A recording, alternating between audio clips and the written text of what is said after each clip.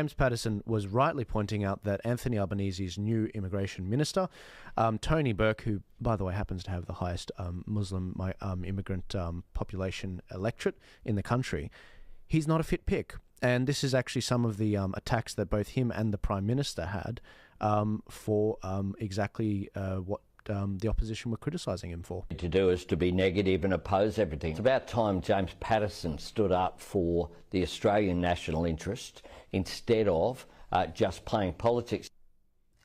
Yet James Paterson is the one who is clear-eyed when it comes to national security, not Albanese. Tony Burke dutifully followed Albanese by ripping into Paterson this morning, even though it's his own record as Immigration Minister that's now under question. Can I just say, what an idiotic comment from somebody who's clearly never been a minister and has, he's made up a way of looking at statistics about me. If that's the character of my shadow, then yeah, we'll just deal with what comes at us. I have never hesitated to reject visas or to cancel visas. He'll probably never refer to that statistic because it's just irrefutable if you go back through the records as what I did last time, and the sort of decisions that will happen under my watch again. And here comes the fact check. Well, I asked James Paterson to respond to these attacks from Albanese and Tony Burke today, and he told me, "I understand why the Prime Minister and Tony Burke are sensitive. I'd be embarrassed too with that record." Burke let in 83 boats carrying 6,600 illegal arrivals in just 80 days as Immigration Minister. Children in detention peaked at 1,992 on his watch. But Australians are entitled to expect a Prime Minister and Minister for Home Affairs who are calm and measured, not who resort to unhinged rants when their record is scrutinised. All right, Ben, shoot.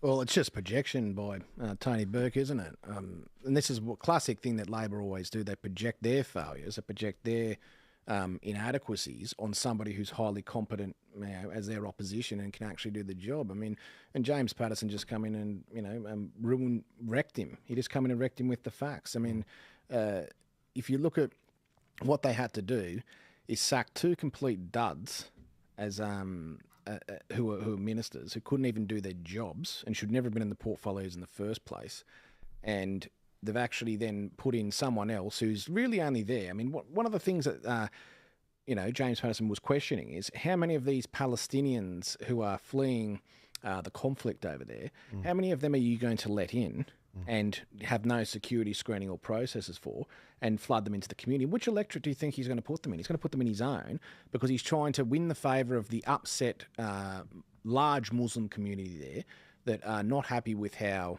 the handling of the conflict over there has been done.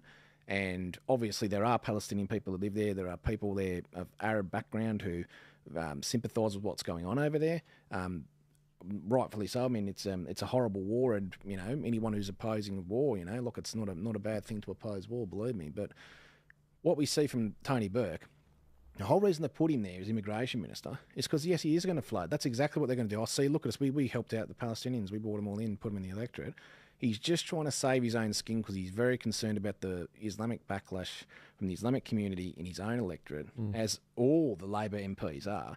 And I speak to people in these communities, and they tell me we're all voting Greens. All the Muslims are saying we're voting Greens. Why are you voting Greens for? They're the only ones who stood up in Parliament and they called it out. And so this is what these Labor Party stooges at headquarters, I think, we're going to change it.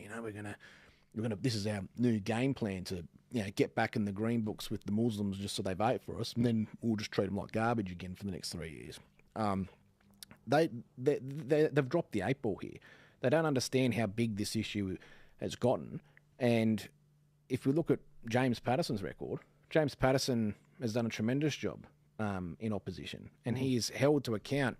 He held to account Claire O'Neill numerous times, and he's a guy of a high calibre who potentially, if he was in the lower house, he could be the Prime Minister one day. And this is the kind of thing that you see. He comes out and does his job and calls out in opposition an incompetent minister who's just been, 2 incompetent ministers who've been removed, and then replaced with another minister who's already failed previously in that portfolio. And what I find astonishing about that is then they have the audacity to project and try and bring it down, which again, it just goes back to, they feel threatened. And that's why they're actually doing it, because they're so frightened that they got caught out. And we saw it too. And you see this kind of fear from Labor. They talk the talk and they get up and say all the lovey-dovey stuff and try and project that, their opposition are failures and all that sort of stuff. And then you see in the budget reply speech, Peter Dutton get up and just talk real talk. And you saw the fear on Albanese's face. You saw the fear on that whole front bench. And it was real fear. They were like, oh no, he's going to get up there and he's going to own us. And that's exactly what happened, There you go. I couldn't say it better than that, guys. I'm going to wrap it up there because you guys do have a long drive tonight, and I really do appreciate you guys coming out, especially on relatively short notice. Ladies and gentlemen, if you want to follow any of the guests that are on this panel, these clips will be made available during the week, but you can click the link in the description. I have all the links there with regards to Rumble, YouTube, with regards to all the other social media accounts that I've got, but also these phenomenal panelists that have been kind enough to lend us their time.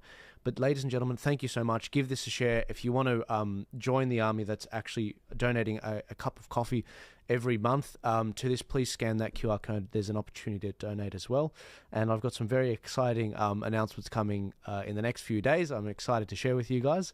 But without further ado, guys, thank you so much for coming on. I really appreciate your insights. I do want to do some dedicated podcasts with you guys on local councils, and I want to do one definitely with you on Ben on the defence of Australia, and go a lot deeper with perhaps some people to go through the National Strategic Review.